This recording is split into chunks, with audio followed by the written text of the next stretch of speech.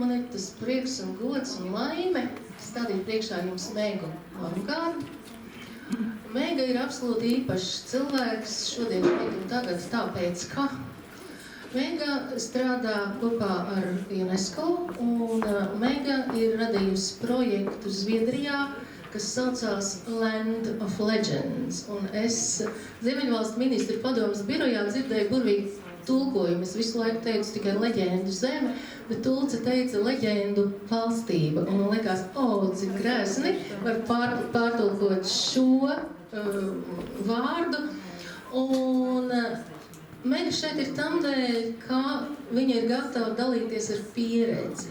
Pieredzi, kādā veidā Zviedrijas dienvidu daļā ir revitalizēta, atjaunota stāstniecības tradīcija, un viņai ir pieredze par to, kā tad šie stāsti var dzīvot šodien šeit un tagad mūsdienu vidē.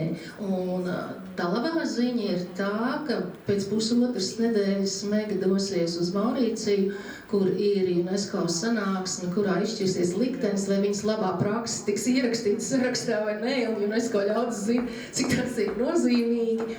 Jo šī ierakstīšanas sarakstā bez šaubām ir kultūra politikas rīks. Meg Nömgård from Sweden. Mega, the floor is given to you. Thank you so much. I'm very honored to be here. Man ir liels gods šeit atrasties. There were these little mouses sitting in the corner, and they were absolutely terrifying. They were shaking of fear. Bija mazas meitenītes, kas sēdēja stūrī, viņas bija šausmu pārņemtas, viņas drebēja no bailēm. In front of them, there was a big black cat, and he was looking at his dinner, ready to jump. Viņu priekšā bija milzīgs melns kaķis, un kaķis skatījās uz savām vakariņām un bija gatavs jau lekt virsū. In the very last minute, the mother of the mice came in, and she stood in front of her children.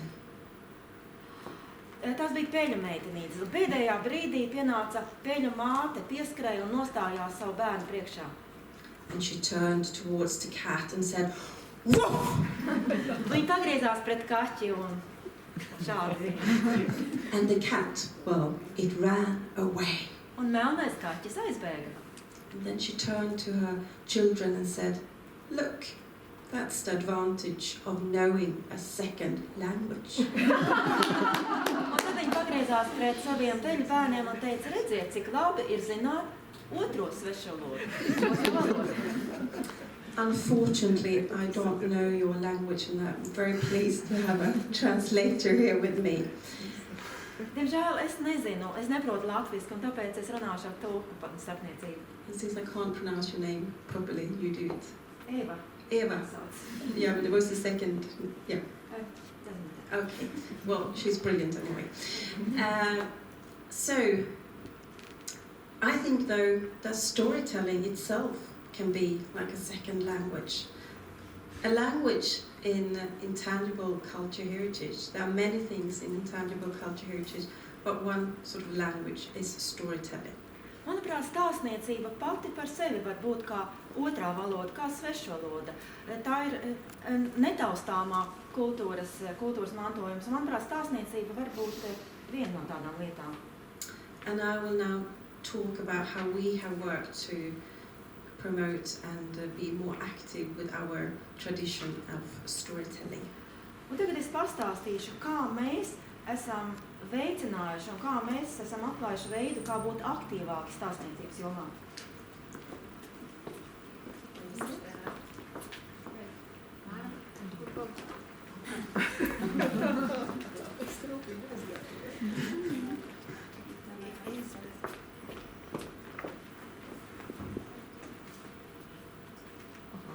Okay, this is where I am based. I'm based in the southern part of Sweden. Tā ir vieta, kur es darbojos, un tas ir Zviedrijas dienvidu daļā.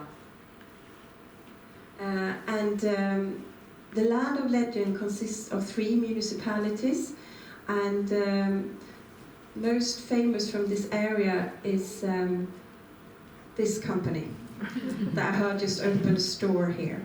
Leģendu zemē ietilpst 3 pašvaldības, bet visslavenākā lieta, kas nāk no mūsu leģendu zemes, ir šī te, un es esmu dzirdējusi, kā šis veikals ir atvērts arī Latvijā. But also botanists that lived 300 years ago. Oops, sorry, it Bet goes. pirms 300 gadiem tur dzīvoja arī botānikas Kārlis Limējs.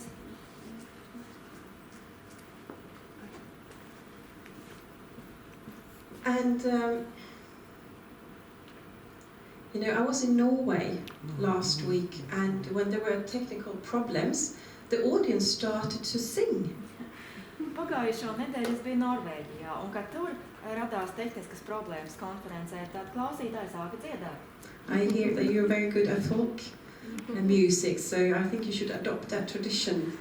Es esmu dzirdējis, ka jums ir ļoti bagāta tautas folku tradīcija, un es domāju, jums vajadzētu šo tradīciju pārņemt no Norvēģijas.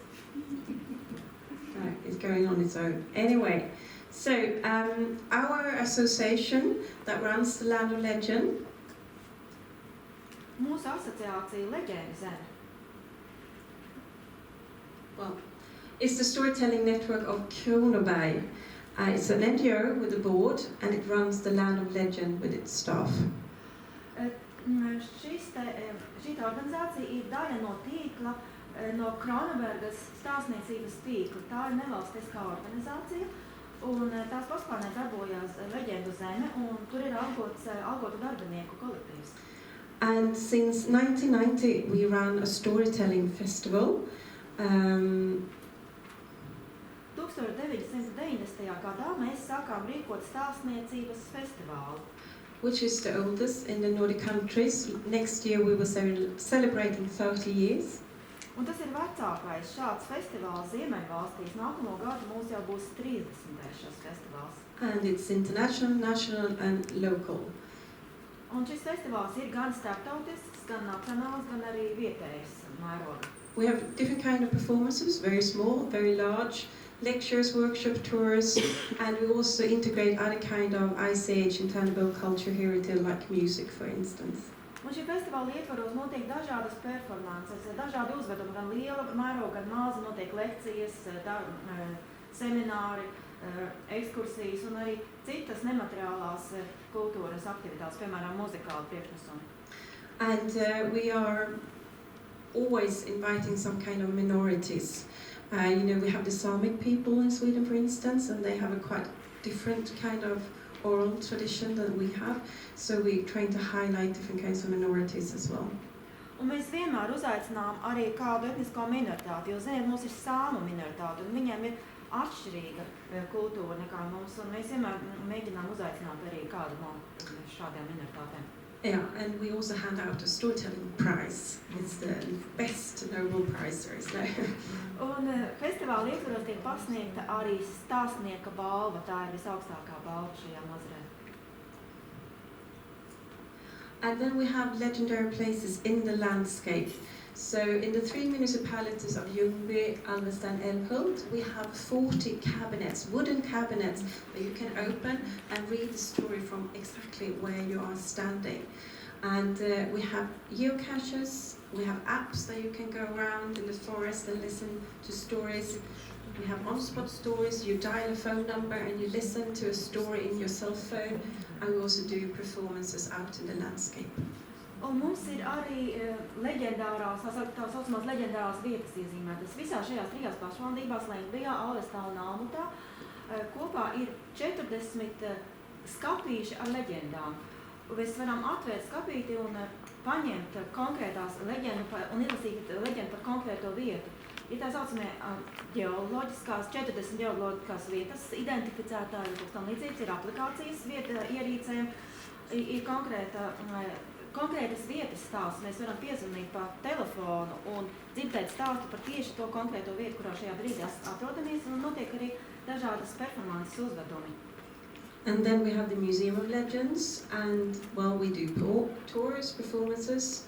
We have educational activities from 8 months right up to those with dementia. We hold university courses in storytelling. We have international cooperations projects. We do lots around integration. book publishing, about 30 books we have been publishing, and we go into old age homes, courses in transmitting, of course, and we're always adding new stories, even stories of today, not just from the past. Mums ir arī leģenda muzejs. Muzejā notiek ekskursijas, dažādu uzvedumi, izglītojošās aktivitātes, kas ir domātas cilvēkiem no 8 gadu vecuma līdz ļoti veciem cilvēkiem, kuri jau cieši no vecuma demences. Mums ir arī kursi universitātē, notiek starptautiskā sadarbība, īstenojam dažādus projektus, integrācijas, pasākumus, izstādes, publicējam arī grāmatas. Esam aptuveni 30 grāmatas publicējuši. Mēs apciemojam arī veco ļaužu pansionātus un rīkojam kursus stāstniecības stāstīšanā, un kā arī nepārtraukti pievienojam jaunus stāstus, jau arī tādus, kas ir tapuši šajā brīdī mūsdienās. And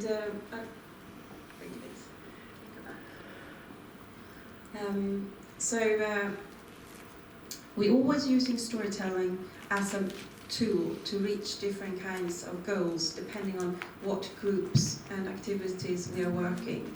So we're always using storytelling, but in different sort of settings, with different kinds of groups. And it's really this model that is now to become listed on the register of good safeguarding practices. Un mēs vienmēr izmantojam stāstus kā instrumenti, lai sasniegtu konkrētu mērķi, un mēs vienmēr pielāgojam šo stāstus konkrētai grupai un konkrētām mērķiem, un tieši šī prakse tagad ir iekļauta. Tiks iekļauta. Tiks iekļauta labā praksē, labajā praksē. So you don't have to do everything we have done. If there is something you fancy, you can pick and choose from this model. You can just have a storytelling festival, or you can just do performances, or just give lectures, or you can just do an app. You don't have to do the whole set in the landscape and so on. So it's really there. Pick and choose if anything of it inspires you to go on. Un no šī modeļa nav obligāti jāņem pilnīgi viss. Jūs varat izvēlēties vienu vai vairākas lietas, kas jums patīk, vai nu lekcijas, vai festivāli, vai aplikācijas viedierīcēm. Vienkārši no šā modeļa var paņemt jebkurā skaitā, kas jums liekas noderīgs. So now I'm going to show you a short video, 10 minutes. It's in English. And those of you who don't understand any English can go. Tagad būs video materiāls 10 minūtes. Viņš būs angļu valodā, un tā kā viņš netiks apturēts, es nevarēšu iztulkot. Tie, kas nesaprot angļu valodu, varbūt paceliet rokas pieeši jums aizmugurē un iztulkoši, kas nevienu vārdu nesaprot.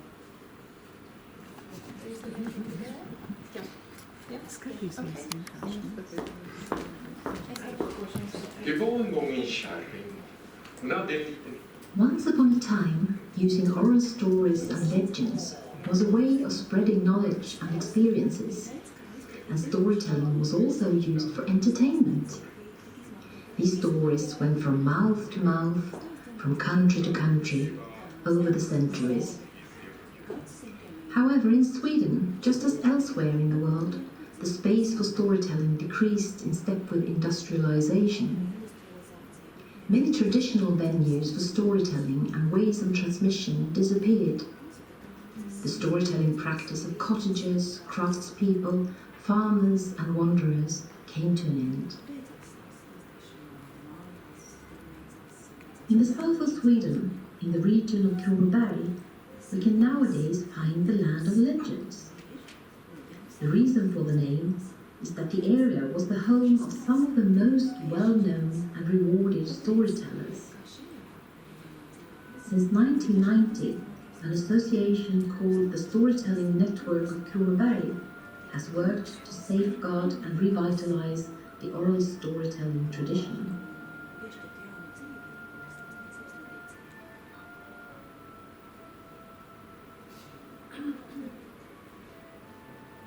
The annual Storytelling Festival, arranged by the association, is a meeting place for both Swedish and international storytellers.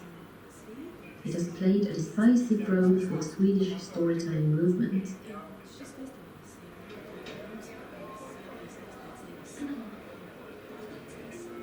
5 long years, the farmer walked on the open road, driven on by that longing in his soul, until eventually actually, one day, a day of days, you might say, he found himself of all places in a poem.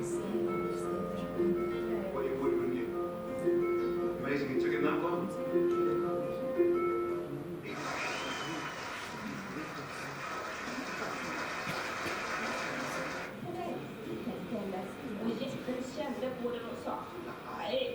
Den var mager. En så mager stek kan vi inte äta. Besides storytelling sessions, the festival includes workshops, seminars, and music related to storytelling. Storytelling, it's eye contact. You see, even if you have 100 people here, 20 people, they need to have an eye contact. They feel good, like, yeah, I'm with you. Young people from all the other Nordic countries have met and got to know each other in storytelling camps. Fine. Good. Let's come closer. When the egg broke on me, some of you laughed and ran away. Why did you run away? Everybody here thought that it wasn't a real egg.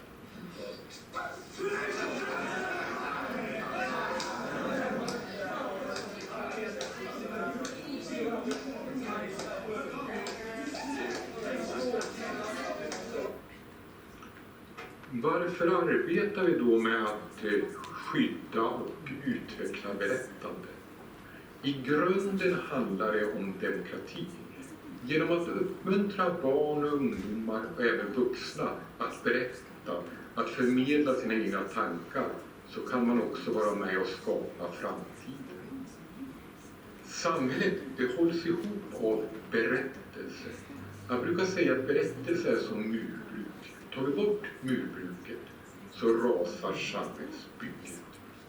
Här i sagobygden berättar vi gärna sägner knutna till speciella platser.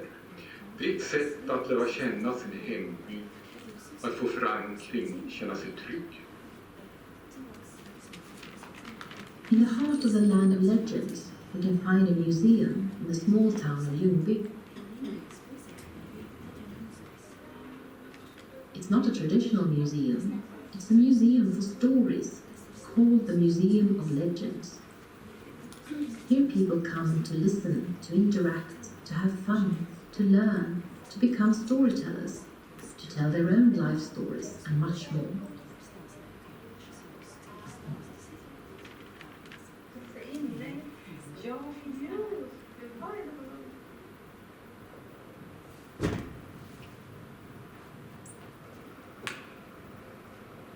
New stories are born all the time.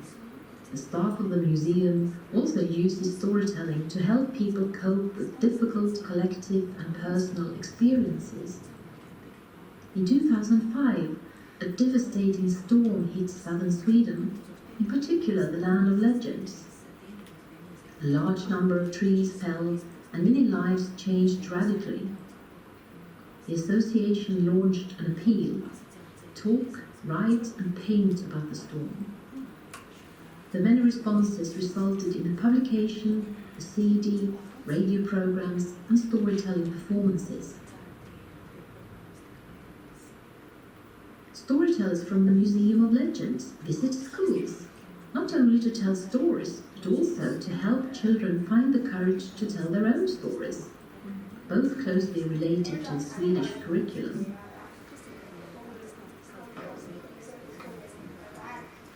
The association and its members have also documented the oral tradition of storytelling and published about 25 books, including stories and pedagogical methods.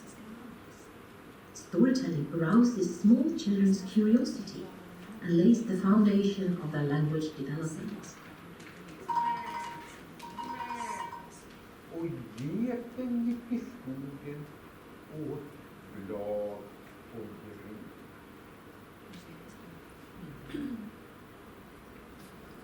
Oral storytelling is a fantastic tool for communicating with people suffering from dementia. Stories arouse memories and inspire conversation. Storytelling can help us overcome language barriers. People with another mother tongue often recognize the structure of a story, since many stories are spread all over the world. This is why storytelling is a great tool for successful integration. The Museum of Legends often arrange courses in the art of storytelling, aimed at, for instance, teachers and entrepreneurs.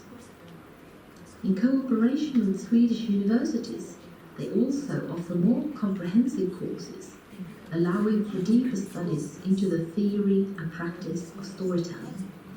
She says, "Woof!" and cats runs away. That's my friend.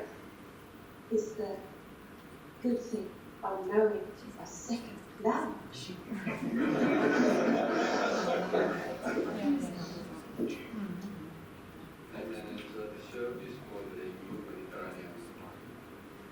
Many traditional stories are tied to specific places. The association displays 40 legendary places in the form of story cabinets, where visitors can read or listen to stories. Society is in constant change. New media are used intensively, and in the land of legends, stories can nowadays be found through geocaching, digital games, role-playing, apps, and of course on social media. The old stories also inspire young people to rewriting them. The story goes that giants, formerly living in the land of legends, used to throw stones at the churches. This is how the story can be told today. Once upon a time.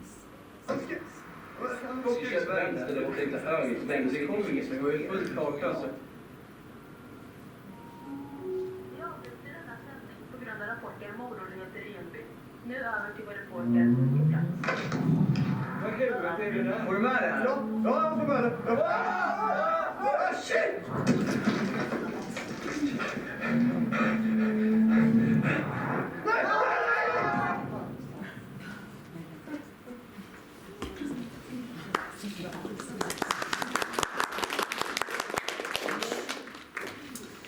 That always happens if you go to the land of legends. Tā notiek, ka cilvēki tur brauc uz leģendas zemi. We have protection for it though. All of this we have done, we have not done alone. We have done it together with lots and lots of different people, and we've been working with this for over 30 years now. So I just want to mention, because sometimes when you present this, people think, oh God, have you done it all by yourself? But we haven't. So if we... Viss, ko mēs esam darījuši, mēs to neesam darījuši vieni. Mēs esam to visu darījuši kopā ar ļoti daudziem dažādiem cilvēkiem. Un es tagad viņus gribētu nosaukt, prezentēt, jo bieži vien cilvēki vienmēr brīnās, vai tiešām jūs to visu esat sasnieguši vieni. Nē, tagad es gribētu mūsu sadarbības partnerus pieminēt. Of course, with local storytellers, traditional barriers. Protams, mēs sadarbojamies ar vietējiem stāstniekiem, kas ir tradicionālie stāstu nesēji. The listeners, they're very important, otherwise no storytelling. Ļoti svarīga sastāvdaļa ir klausītāji, citādi nebūtu jēgas stāstīt, ja nebūtu klausītāji. Different kinds of associations, we are cooperating with plenty of them. Mēs sadarbojamies ar ļoti daudzām dažādām asociācijām. Schools, we are very active in all kinds of schools. Ar skolām, ļoti dažādas skolas ir ļoti aktīvi iesaistītas mūsu darbā. Municipalities, the 3 main municipalities, but other municipalities are supporting us as well. Mēs sadarbojamies ar pašvaldībām. Ir 3 galvenās pašvaldības, bet mūs atbalsta arī citas pašvaldības. The county board. Ar reģiona valdi sadarbojamies. The region.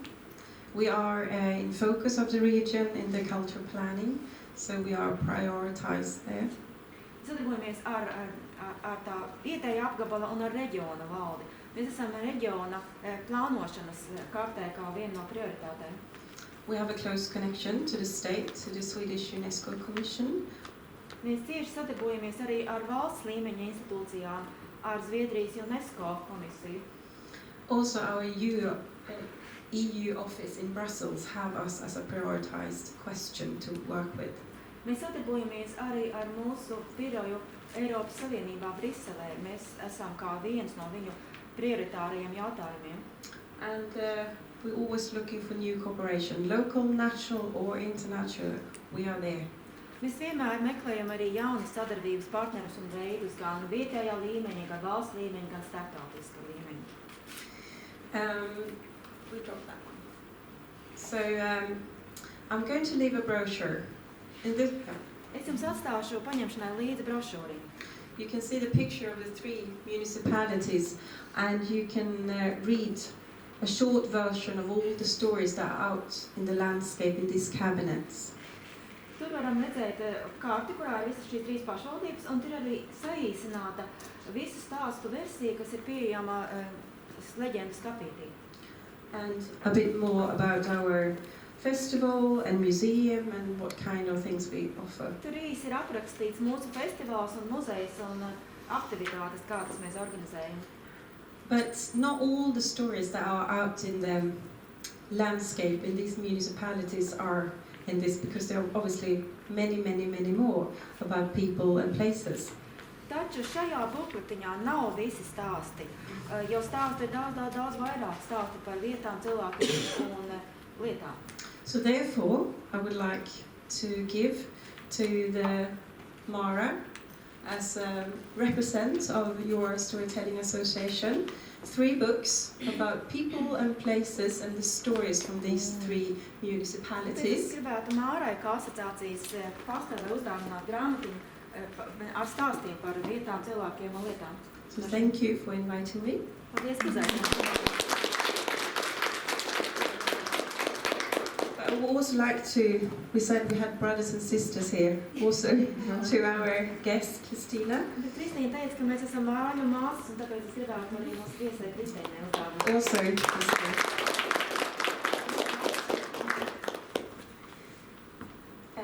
I think if anyone has any questions. Ja ir kādi jautājumi, lūdzu.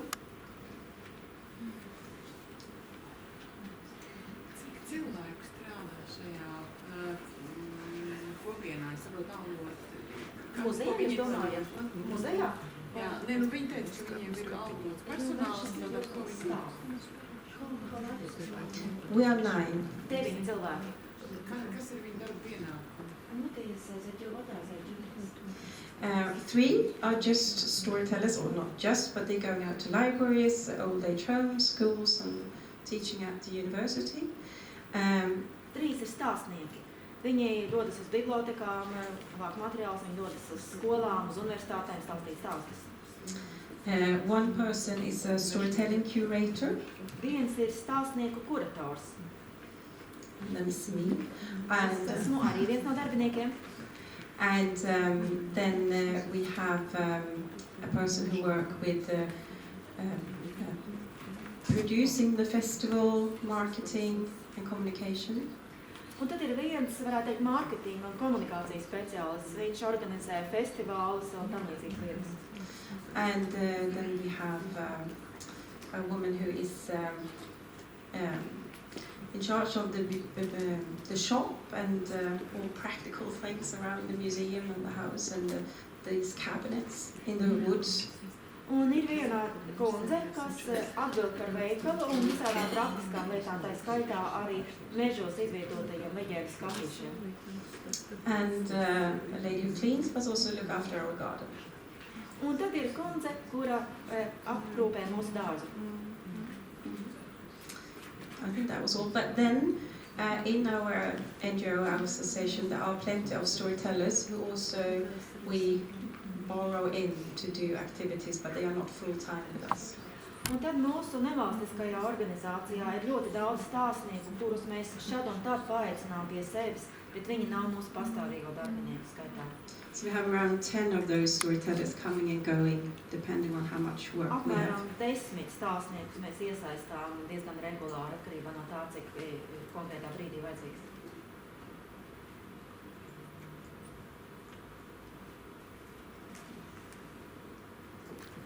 Yes, please.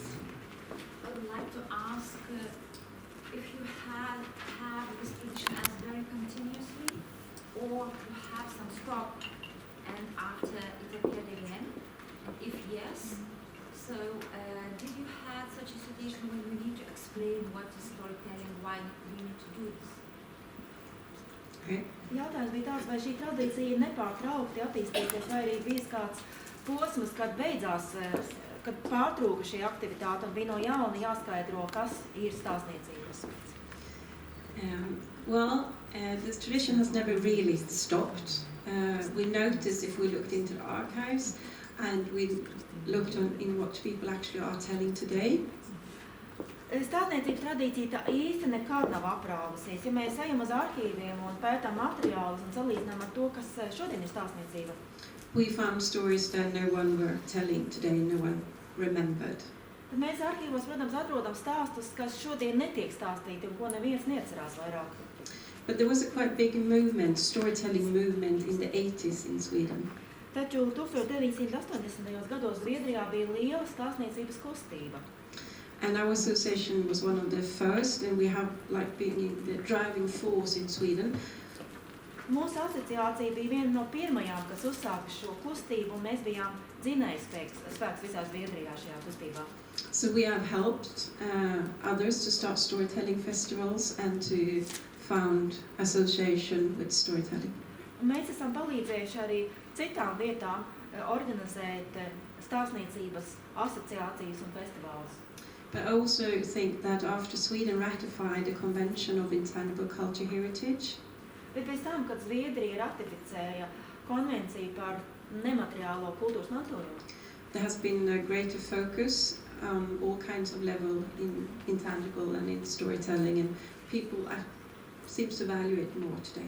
Kopš tā laika, manuprāt, ir lielāka uzmanība pievērsta dažāda veida nemateriālās kultūras izpausmēm. Tā ir skaitā stāstniecībai. Cilvēki viņu vairāk tam pievērš uzmanību un novērtē.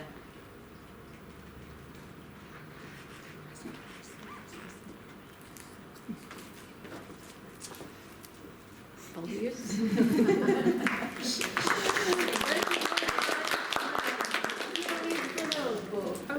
You can write down the stories you have heard in Latvia and thoughts which are important for us together. Yeah. Thank you so much. Pieciem grāmatiņi, kurā ierakstīt Latvijā dzirdētos stāstus un pārdomas.